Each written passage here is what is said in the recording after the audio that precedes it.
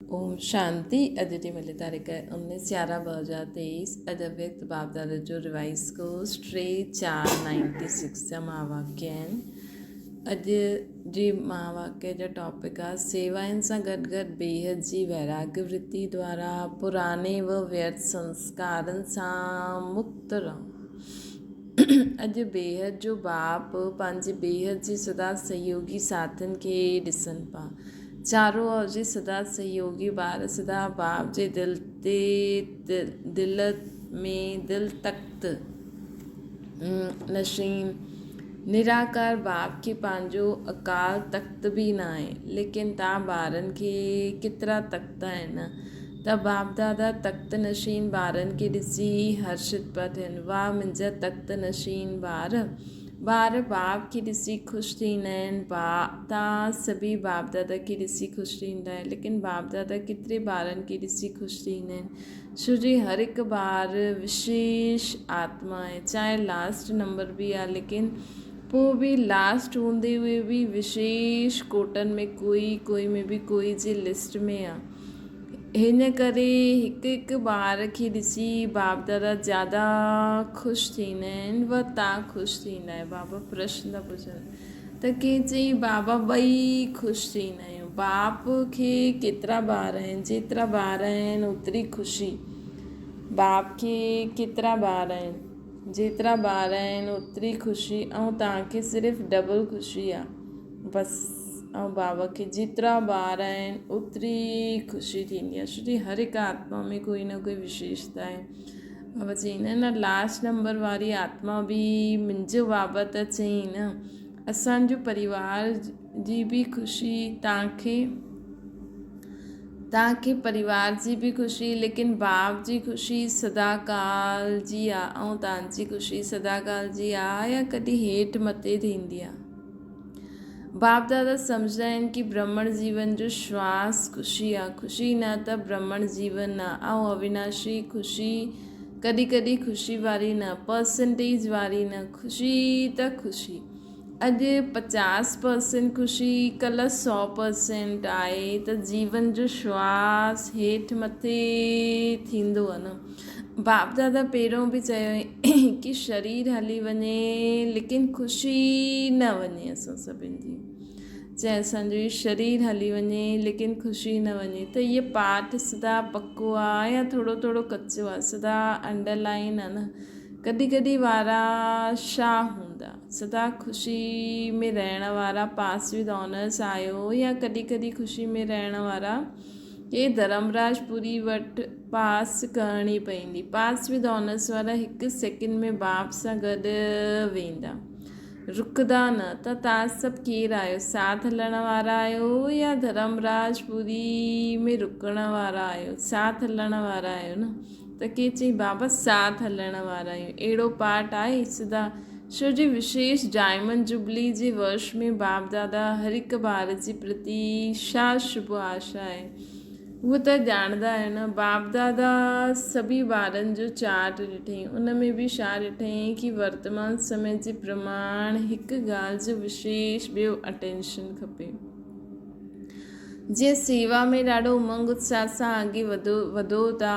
Diamond jubilee ऐं diamond jubilee में विशेष सेवा जो उमंग उत्साह आहे। इन में पास आहियो।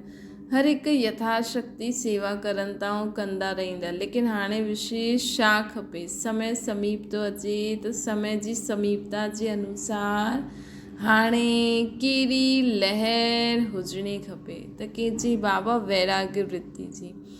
कंहिंसां वैराग्य, हद सां या बेहद सां। जेतिरो सेवा जो उमंग उत्साह आहे ओतिरो समय जी आवश्यकता प्रमाण स्वस्थिति में बेहद जो वैराग्य केसि ताईं आहे। छो जी असांजी सेवा जी सफलता आहे जल्दी खां जल्दी प्रजा तयारु थी वञे, इन करे सेवा कंदा आहियो न।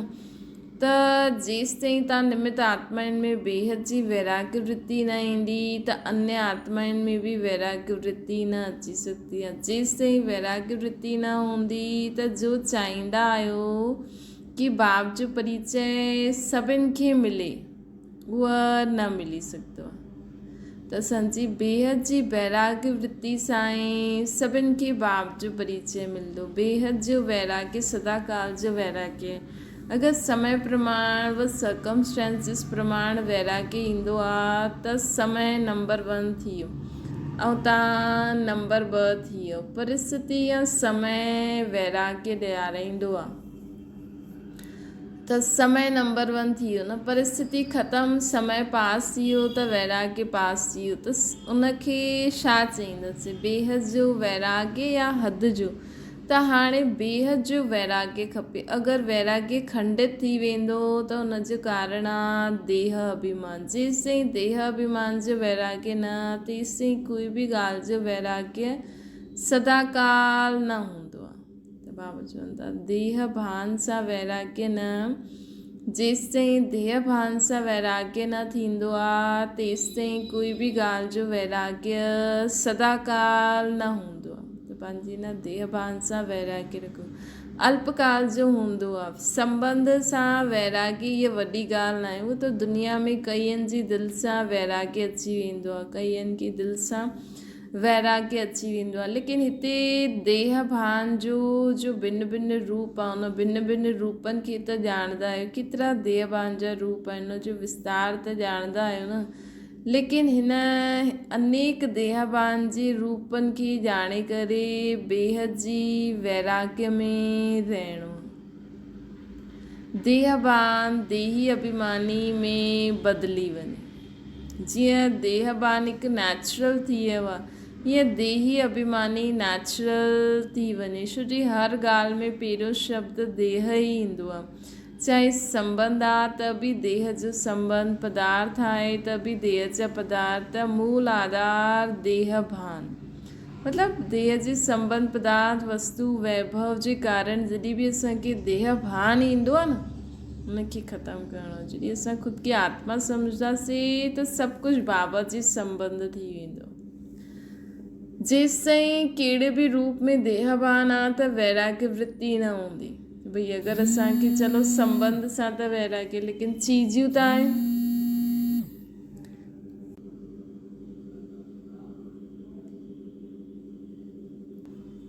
बाबा चवनि था कि चाहे संबंध आहे त बि देह जो संबंध आहे, पदार्थ आहे त बि देह जा पदार्थ आहिनि। त मूल आधार देह भान आहे।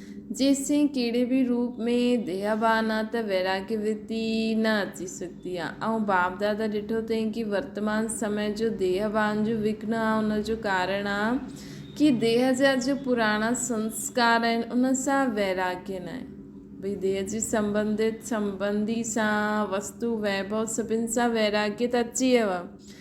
लेकिन बाबा चवनि था वर्तमान समय जो देह भान जो विघ्न आहे न, उनजो कारण आहे असांजा पुराणा संस्कार।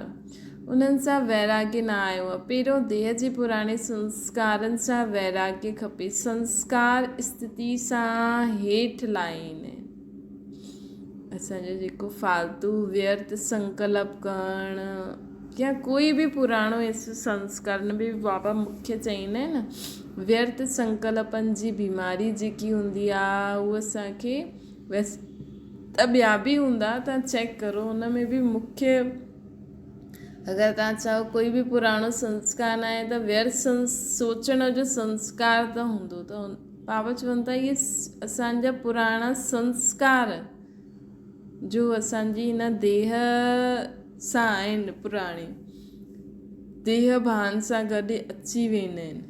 त पुराणा संस्कारनि जे कारण असांखे देह भान अची वेंदो आहे। त संस्कार स्थिति खे हेठि लाहींदा आहिनि। संस्कार जे कारण सेवा में व संबंध संपर्क में विघ्न पवंदो आहे। त रिज़ल्ट में ॾिसबो आहे कि देह जा पुराणे संस्कारनि सां जेसिताईं वैराग्य न ईंदो तेसिताईं बेहद जो वैराग्य सदा न रहंदो। संस्कार भिन्न भिन्न रूप में पंहिंजी तरफ़ आकर्षित करे वठंदा आहिनि।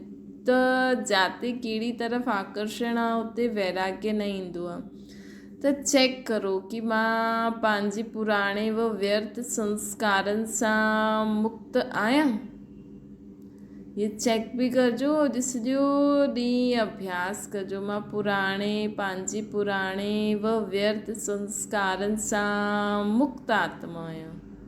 केतिरी बि कोशिशि कंदा बि आहियूं कि वैराग्य वृत्ति में रहूं, लेकिन संस्कार कोई जे पास या मेजॉरिटी पास कंहिं न कंहिं रूप में अहिड़ा प्रबल आहिनि जो पंहिंजी तरफ़ खीचे वठंदा आहिनि, जो पंहिंजा पुराणा त पहिरियों पंहिंजो पुराणे संस्कारनि सां वैराग्य खपे। संस्कार न चाहींदे हुए बि इमर्ज थी वेंदा आहिनि। छो चाहींदा न आहियूं, लेकिन सूक्ष्म में संस्कारनि खे भस्म न कयो आहे, किथे किथे अंश मात्र रहिजी वियो आहे, छिपे हुआ आहिनि। उहे समय ते न चाहींदे हुए बि इमर्ज थी वेंदा आहिनि। पोइ चईंदा आहिनि चाहींदा त न आहियूं, लेकिन छा करूं, थी वेंदो आहे। इहा केरु ॻाल्हाईंदो आहे, देहभान या देही अभिमानी? जॾहिं असां चईंदा आहियूं कि असां चाहींदा त न आहियूं, इहे थी वेंदो आहे, त इहे केरु ॻाल्हाईंदो आहे, देहभान या देही अभिमानी? मतिलबु असांजी आत्मा थी चए या असां पंहिंजे देहभान में अची करे था चऊं। त बाप दादा ॾिठईं कि संस्कारनि सां वैराग्य वृत्ति में कमज़ोरी आहे, ख़तमु कयो आहे, लेकिन अंश बि न हुजे अहिड़ो ख़तमु करो। ऐं जिते अंश आहे उते वंश थी वेंदो आहे। अॼु अंश आहे, समय प्रमाण वंश जो रूप वठी वठंदो, परवश करे ॾींदा आहिनि। चइण में त सभी छा चईंदा आहिनि कि जीअं बाप नॉलेजफुल आहे उअं असां बि नॉलेजफुल आहियूं, लेकिन जॾहिं संस्कार वार थींदा आहिनि त नॉलेजफुल आहियो या नॉलेजफुल आहियो, छा आहियो? नॉलेजफुल जे बजाए नॉलेजफुल थी वेंदा। हुन समय कंहिंसां बि पुछो त चईंदा हा सम्झंदी त मां बि आहियां, सम्झंदो त मां बि आहियां, थियणो न खपे, करिणो न खपे, लेकिन थी वेंदो आहे। त नॉलेजफुल आहियो या नॉलेजफुल आहियो? नॉलेजफुल अर्थात नॉलेज की खींचण वारा, और नॉलेजफुल अर्थात असांजा संस्कार ई असांजो सोचणु, ॻाल्हाइणु, कर्म करणु नैचुरल थी वञे। बाबा जी ज्ञान जे हर श्रीमत अनुसार जो नॉलेजफुल आहिनि उन्हनि खे कोई बि संस्कार, संबंध, पदार्थ वार न करे सघंदो। हुनखे कोई बि संस्कार, पदार्थ, संबंध वार न करे सघंदो। त डायमंड जुबली मल्हायो था। डायमंड जुबली अर्थात डायमंड ठहिणु, अर्थात बेहद जी वैरागी ठहिणु। जेतिरो सेवा जो उमंग आहे ओतिरो बेहद जी वैरागी जो अटेंशन न आहे। हिन में अलबेलोपन आहे, हलंदो आहे, थींदो आहे, जो थींदो समय प्रमाण ठीक थी वेंदो। त समय असांजो शिक्षक आहे या बाबा केरु आहे? अगरि समय ते परिवर्तन कंदव त असांजो शिक्षक त समय थी वियो। असांजी रचना असांजो शिक्षक आहे, इहे ठीकु आहे। त जॾहिं अहिड़ी परिस्थिति ईंदी आहे त छा चईंदा आहियूं? समय ते ठीक करे वठंदमि, थी वेंदो। बाप खे बि दिलासो ॾींदा आहियो, फ़िकर न करो, थी वेंदो। समय ते बिल्कुलु अॻियां वधी वेंदासीं। त समय खे शिक्षक ठाहिणो आहे या तव्हां मास्टर रचयिता? तव्हां मास्टर रचयिताउनि जे लाइ शोभदो न आहे, सुठो लॻंदो आहे? न लॻंदो आहे न। समय रचना आहे, असां मास्टर रचयिता आहियूं। त रचना मास्टर रचयिता जो शिक्षक ठहे, इहे मास्टर रचयिता खे शोभदो न आहे। त हाणे जो बाप दादा समय ॾिनो अथई हुन में बेहद वैराग्य वृत्ति खे इमर्ज करो। छो जी सेवा जी खीचातान में वैराग्य वृत्ति ख़तमु थी वेंदी आहे। सेवा जी खीचातान में वैराग्य वृत्ति ख़तमु थी वेंदी आहे। वैसे सेवा में ख़ुशी भी मिलती है, शक्ति भी मिलती है, प्रत्यक्ष फल भी मिलता है, लेकिन बेहद जी वैराग्य ख़त्म, बेहद जो वैराग्य ख़त्म भी सेवा सां ही थींदो आहे। इन करे हाणे पंहिंजे अंदरि इन वैराग्य वृत्ति खे जगायो। बाबा चवनि था कि स्वयं जे अंदरि वैराग्य वृत्ति खे जगायो। कल्प पहिरियों बि ठहिया तव्हां ही हुयो ऐं तव्हां ही ठहिया हुयो कि ॿियो ठहियो हुयो, तव्हां ही हुयो। न सिर्फ़ु मर्ज आहे, हुनखे इमर्ज करो। जीअं सेवा जे प्लान खे प्रैक्टिकल में इमर्ज कंदा आहियो तॾहिं सफलता मिलंदी आहे। ईअं हाणे बेहद जी वैराग्य वृत्ति खे इमर्ज करो।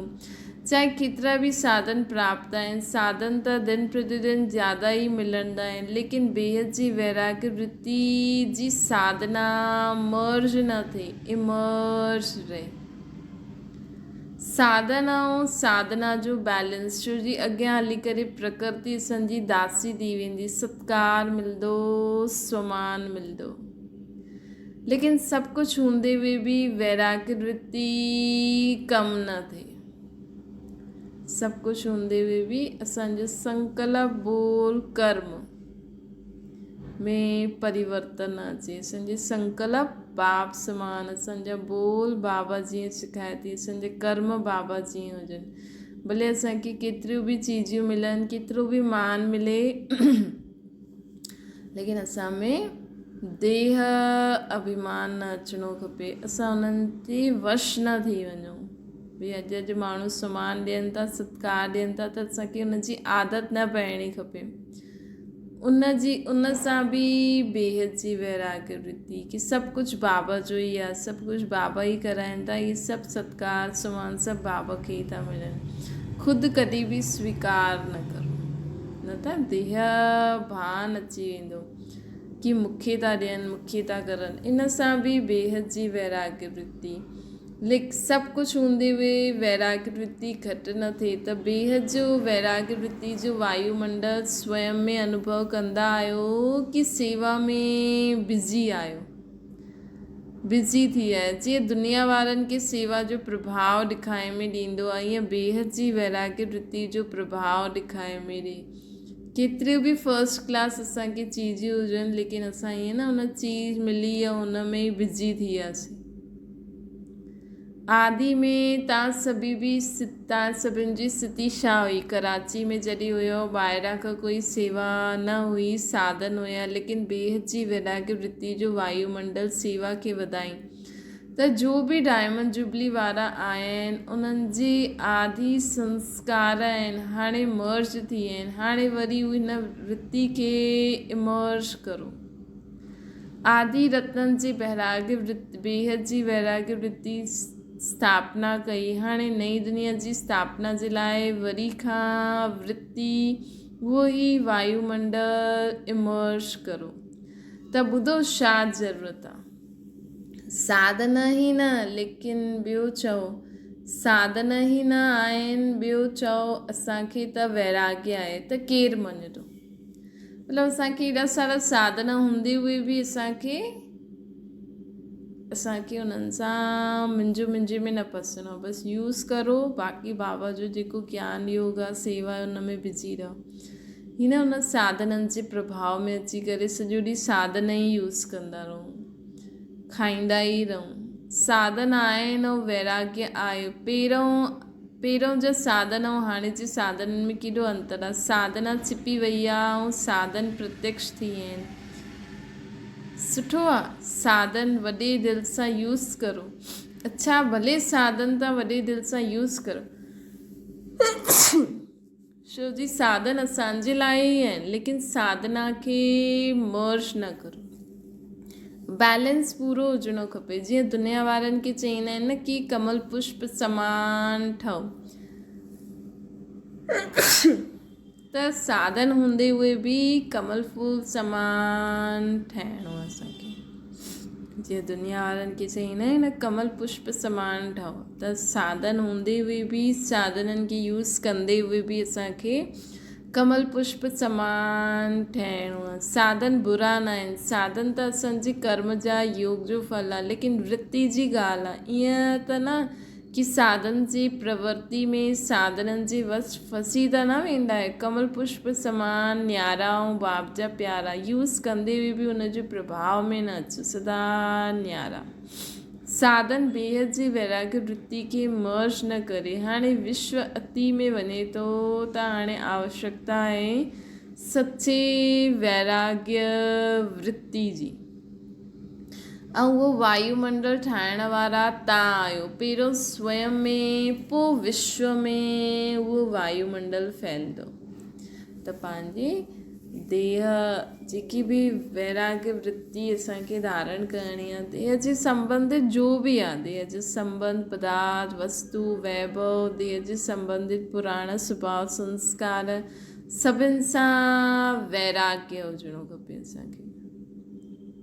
मतिलबु कि देह जे संबंधनि खे संबंध निभाईंदे हुए बि आत्मिक भाव हुजिणो खपे, उन्हनि में मोह न हुजिणो खपे। देह जे संबंध जो बि वस्तु वैभव जो बि आहे यूज़ कंदे हुए बि बाबा खे न भुलिजो, ऐं पुराणे स्वभाव संस्कारनि खे त यूज़ ई न करिणो आहे।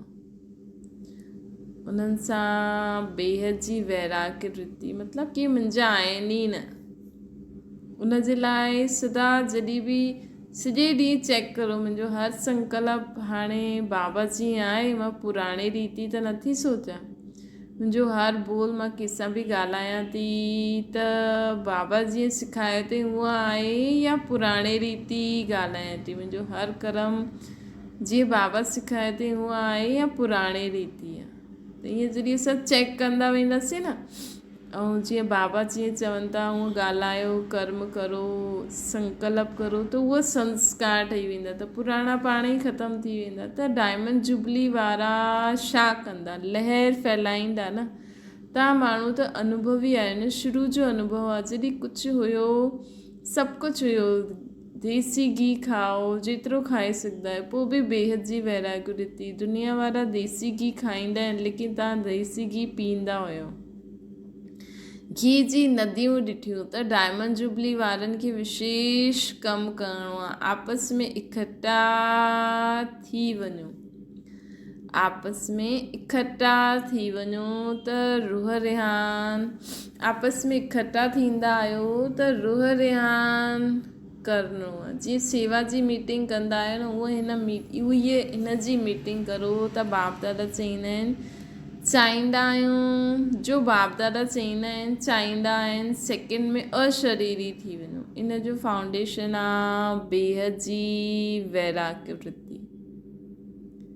अगरि तव्हां चाहींदा आहियो कि असां सेकेंड में अशरीरी थी वञो, इन जो साधना बेहद जी वैराग्य वृत्ति।